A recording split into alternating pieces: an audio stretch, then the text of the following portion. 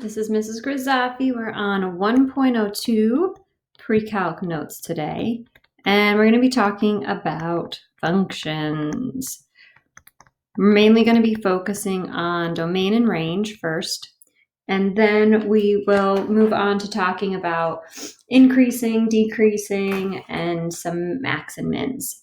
So some of these we're going to be using our calculator for, and some of them I want you to try to do without a calculator. The first set of problems when we're talking about domain and range, I'd like you to do all of these without a calculator. The directions for you are to draw a sketch of each graph.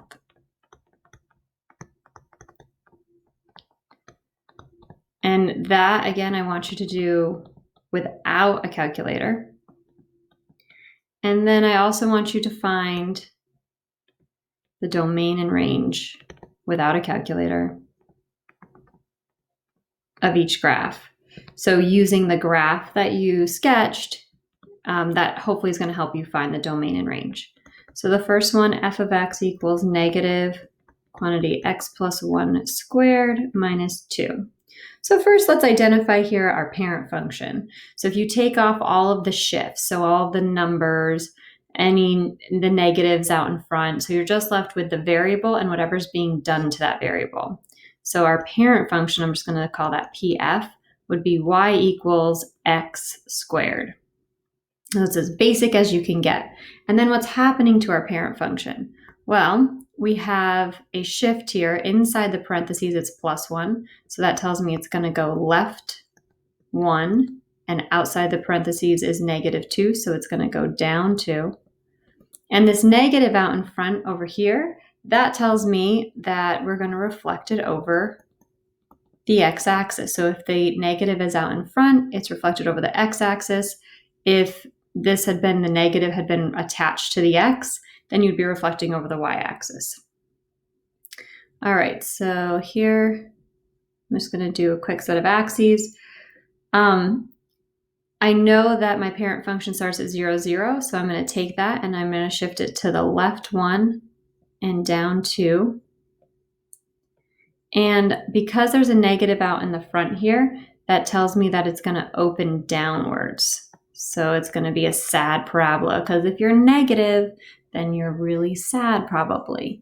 So you're going to have a parabola that's making a sad face. So it looks something like this. So I don't really need any other points here besides the vertex on these. So just at least one key point that you get an idea of what the graph's actually going to look like.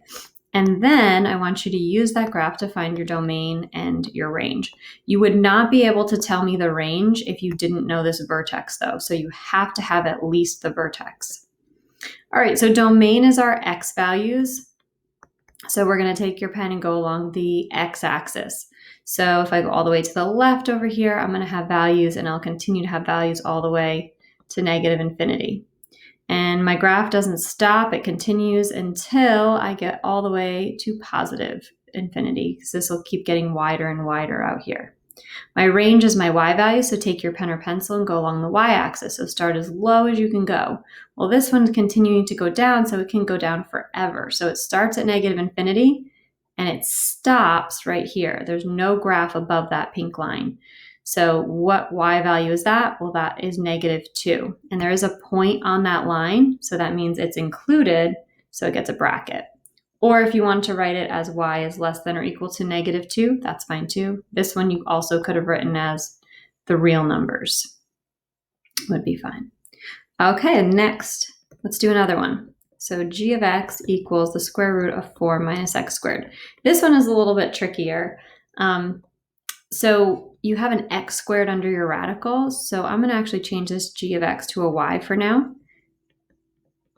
And I'm going to square both sides. So I get y squared equals, when I square a radical, I'm left with whatever's underneath. And now I'm going to add over my x squared to the left side. So I get x squared plus y squared equals 4, which means this is a circle. But since if we go back to the original right here, it was only the positive square root. We call that the principal square root. So if it's only positive, it's not going to be a full circle. It's going to be half of a circle with a radius still. Take the square root of 4 to get the radius, and that would be 2. So it's half a circle because it's only that positive square root. So if our radius is 2, and we only want half the circle, and because it's positive, we want the top half of the circle. So it's going to go through those 3 points. Knowing that, now I can find my domain and my range. Again, domain is your x values. So we're going along the x-axis, and I see that I start having x values right here, and I stop right here. So my domain would go from -2 to 2, and those points are on those lines, so they get brackets. They are included. For my range starts, if I go from using my pencil, where does my graph start? The first points on my graph are at this y value, which is 0. And the last point on the graph going up the y-axis would be at 2. And again, they both have points, so you'd close your brackets. And then this, again, you could also rewrite using inequalities. This one you could do 0 is less than or equal to y, which is less than or equal to 2. Either way is fine. Most of you guys tend to be more comfortable with the interval notation, so that's fine if you want to use that. 1c. So let's do h of p equals absolute value of p plus 3 minus 5. So here a little bit more straightforward.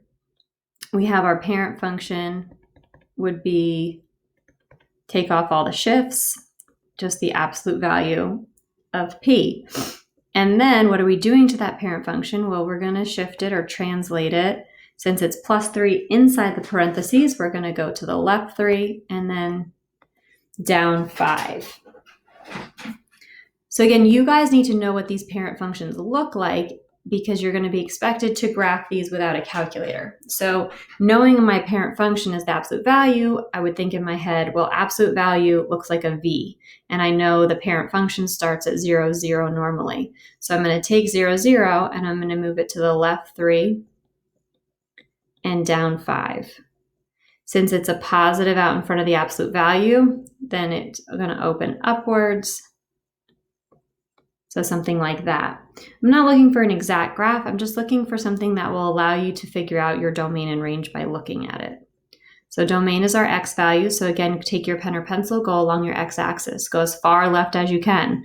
Well, this keeps extending forever and ever and ever towards the left. So that's going to go all the way to -infinity. And this one keeps extending all the way to the right. So that's going to go to +infinity, or all the real numbers. And your range, take your pen or pencil and go up from the y's. The first y value we have is right here, which is at -5. And the last would be up at infinity because the graph continues to go forever and ever. So -5, there's a point on that line, so it gets a bracket. And infinity always gets a parenthesis. I always remember that as like the infinity is like rounded right here.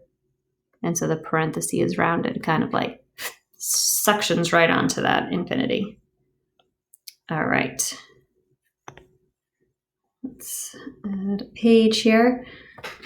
And we'll do a couple more domain and range, and then talk about our increasing and decreasing. So 1D is next. So that's going to be 4x minus 2y equals 5. So hopefully when you look at this equation, you realize that it's just a line. So if you knew that, you would know your domain and range right away. If you wanted to solve for y, just so we can get an idea of what this graph looks like, we could do that as well. So I'm going to solve for y. So I'm going to subtract 4x from both sides. And I get -4x plus 5 divided by -2. So -4 divided by -2 is +2. And then -5/2. So I have a slope of 2 and my y-intercept is -5/2. So if I do a quick sketch of this graph, I would have my y-intercept and then go up 2 over 1. And that gives me 2 points. So our slope is rise over run. So now I have my line.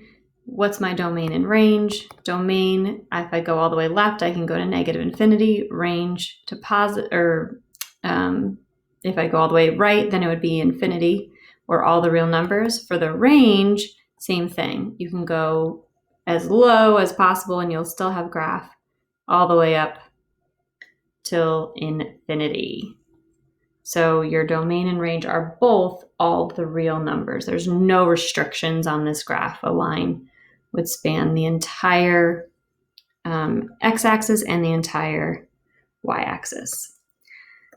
All right, and the last one that requires the most amount of work is another quadratic here. So the first one I gave you, letter A, I gave you in vertex form. So it was easier to figure out where the shifts were happening. This one's not in vertex form. And like I said before, in order to figure out these domain and ranges, you need to have, you need to know the vertex. So this one is going to require the most work. Don't want you to forget because it's important you know how to do it. And the reason is because you need to find the vertex. So you can complete the square, or you could do how you probably did it back in algebra, find your axis of symmetry, which is x equals negative b over 2a. Also did this in Algebra 2 last year as well. Now I'm going to take my negative b, which is negative 6, over 2 times a here is negative 1. Negative 6 divided by negative 2 is positive 3. And then substitute in. So I've got negative 1 times 3 squared plus 6 times 3 minus 1. Now here, remember your negative stays out in the front. 3 squared is 9 plus 18 minus 1. And negative 9 plus 18 would be 9 minus 1 is 8. So I have my x right here was 3 and my y is 8. So my vertex is 3, 8. So now let's do a sketch of that graph. Now we'll see here also that there's a negative out in the front of the x squared, which tells me that it's going to open down. It's a sad parabola again. Negative as your lead coefficient. If you're negative, you're really sad. Then you might frown if you're sad. So we're going to plot 3, and I'm going to do 2, 4, 6, 8. So 3, 8, and I'm sad parabola, so I'm going to open downwards. So for my domain, it's still going to be all the reals, or negative infinity to infinity, because it's going to span all the way to the left and all the way to the right. And then for the range, the y values, it goes down forever and ever here. So then it goes from negative infinity and it stops at 8, and that 8 is included. So it gets the bracket. Okay, and so that is it for domain and range. So now we're going to move on to talking about increasing, decreasing, and some relative extrema for some equations. So I'm just going to start on a new page here. Increasing and decreasing. So increasing is if when you go from left to right, your graph is going up. And if you go from left to right and your graph is going down, then you're decreasing. So here's an example. If we have something like this. So here, if we go from left to right, from this point to this point, our line is going downwards. So this would be decreasing. Then from this point to this point, we're staying steady. So that's going to be where it's constant. And then from this point to the top point here, if we go going from left to right, this is going up, so it's increasing. A couple things you want to take note of here. We always want to use open intervals, meaning use parentheses as opposed to the brackets. And the biggest thing, because it's the hardest for students, is that you always want to go from left to right, and you're always using the X values, not the Y values. And that's confusing because you guys, we all tend to think like increasing, decreasing, highest, lowest, and you're thinking more vertically. But when you're doing, when you're doing the increasing and decreasing functions, you want to do what your X values are changing. So what the X value is to get from one point to the next where it's increasing. All right. So determine the open intervals on which f of x equals x to the third minus 3x is increasing, decreasing, or constant.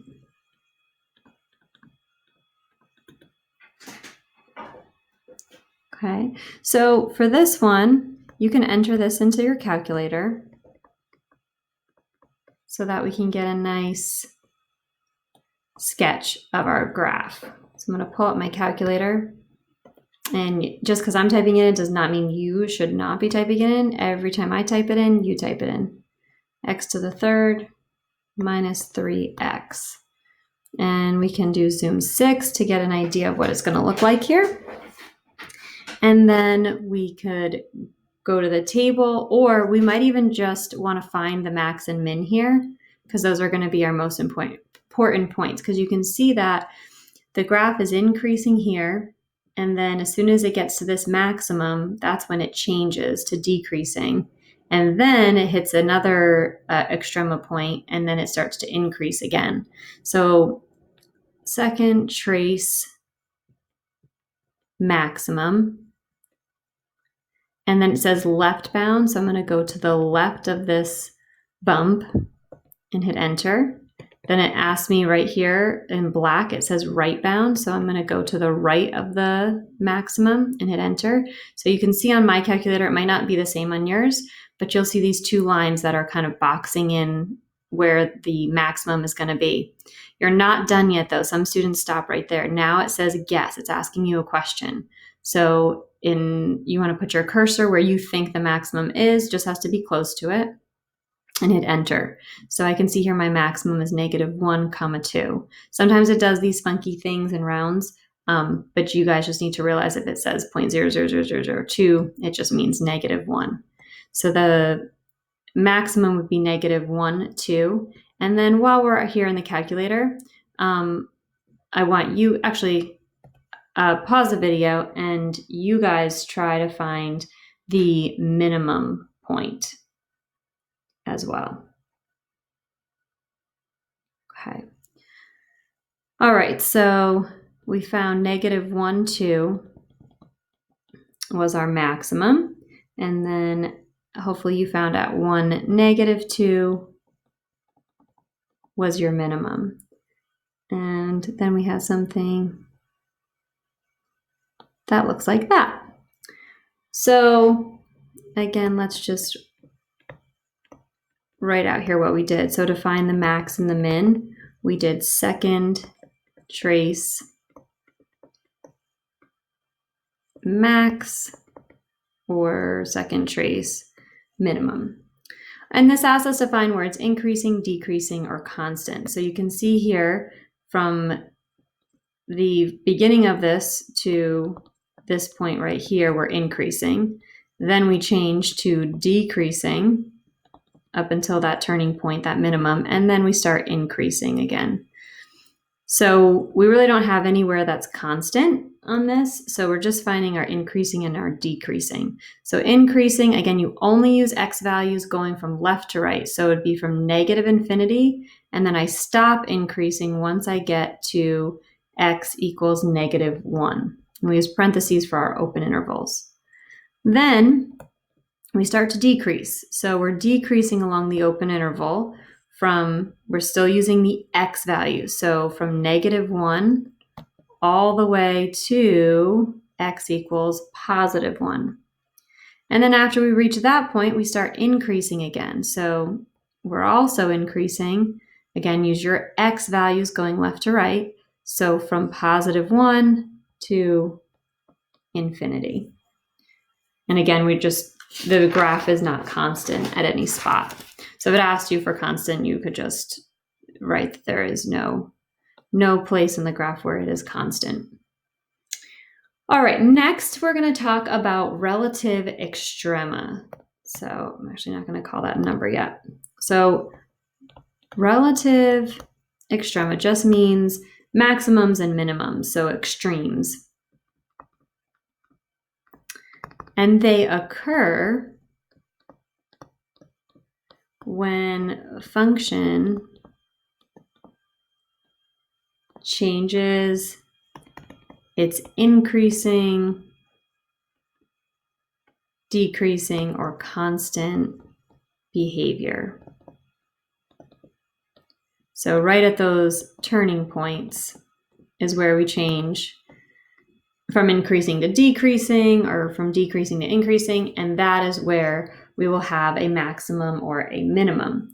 So we have what's called a relative max and min, relative maximum or relative minimum, and then we have an absolute maximum and minimum. The difference between them is if it's relative, it just means that it's the high or the low point based on the points around it. So it's looking at just more of like a section. So it's based on the points around it. Where an absolute max or min is the highest or lowest point of the entire graph. So it is the absolute highest or the absolute lowest point that you will reach on that graph at all. So a couple examples of what that would look like is if you have an absolute minimum or absolute maximum, that would be like if you had a parabola. There's only one point that's going to be your highest or your lowest. So if you have an absolute minimum, you would have something like this. So this is the lowest point that you could possibly get to. If I want to talk about relative max and min, then I might have something like this. So here would be a relative max, and here would also be a relative max. And then down here would be a relative min, because this graph continues and it probably is going to go up and down again. So you're going to have more max and mins after that. Now we're going to talk about number 3. So I want you to give me a sketch of the graph and then find the increasing, decreasing, constant, and then any relative extrema points. So we've got f of x equals x to the third. And this one you should be able to do without a calculator. So first, let's do a graph of it. So we should have this memorized. Our parent function of a cubic looks something like that. It passes through 0, 0, 1, 1, -1, -1. And for this one, I gave you this one kind of just to make sure you realize that you don't have to have any of those points. So you don't have to have a maximum and a minimum point. This is just a continuous graph, and it is increasing actually the entire time that you would go along this graph. So it's increasing from negative infinity all the way to infinity. It's never decreasing. So even though it kind of like looks like it levels off a little bit here, it's always increasing throughout that whole time. It's not actually leveling off at all. All right, let's try h of x equals negative 3x squared minus 4x minus 2. And I'd like you to do this one without a calculator as well. So in order to do this without a calculator, we need to first figure out what this graph is going to look like. So I need to find the vertex.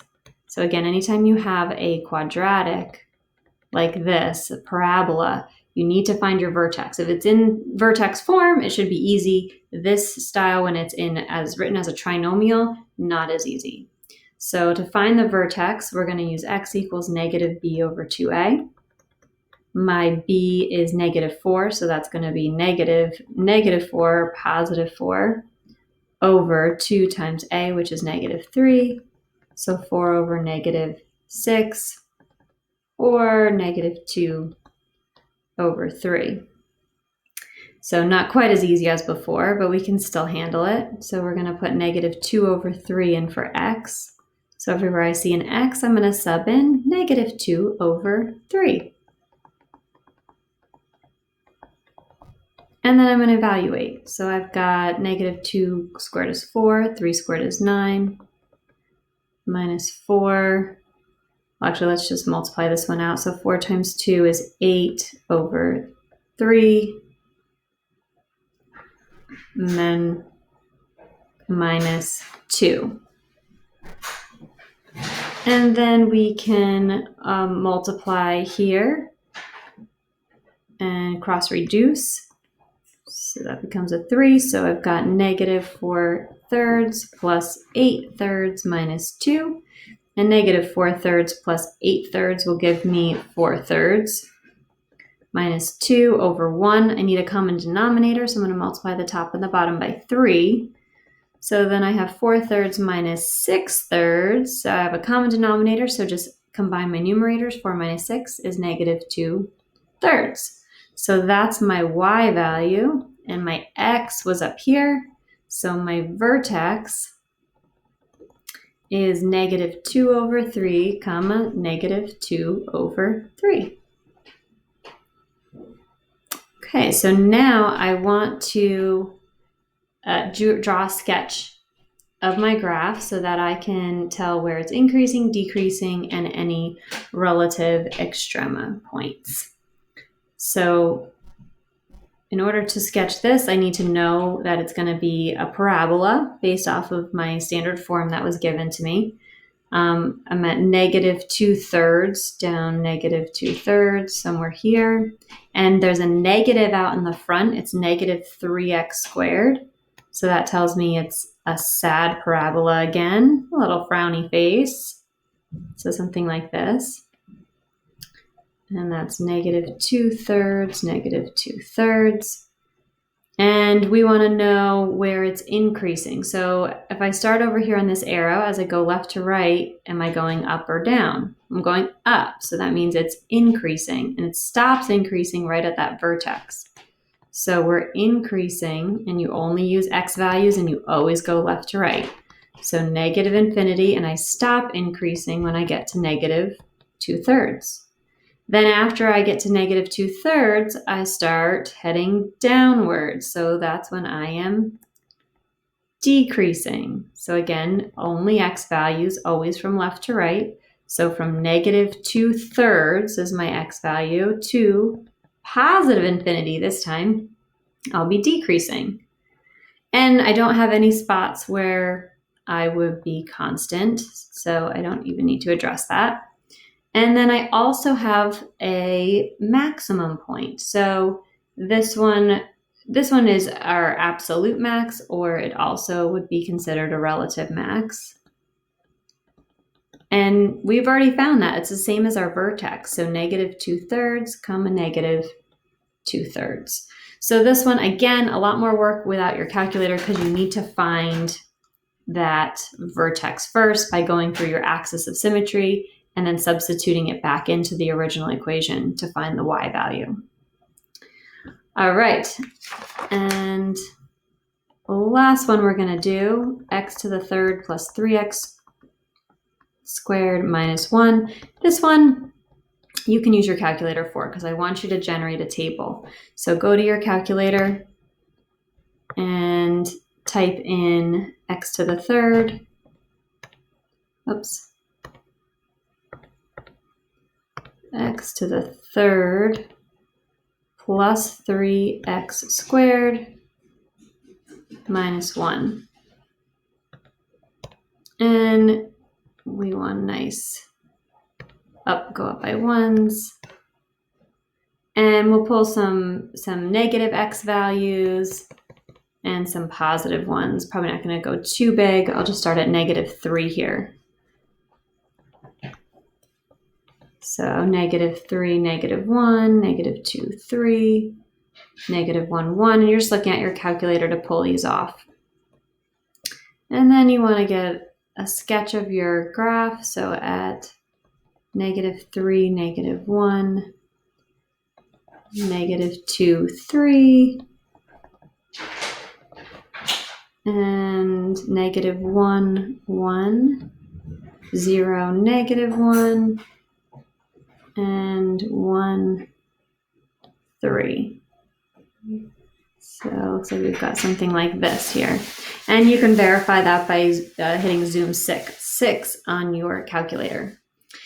All right, now, so from here, I know that this point is 0, -1. This point up here is -2, 3. Those look like they're going to be my turning points and my relative extrema. So from here, I'd like you to pause the video and figure out where it's increasing, decreasing. Is there anywhere that it's constant? And find your relative extrema. All right, so it's increasing from -infinity to -2, and also again from 0 to infinity. It's decreasing from -2, and again, these are all x values because you want to do left to right on the x values. You have a relative maximum at -2, 3, and you have a relative minimum at 0, -1. And you could always check these in your calculator by using your second trace and then max or min from there. All right, and that is it for us for today on this function stuff. So if you have any questions, please let me know, and pi out.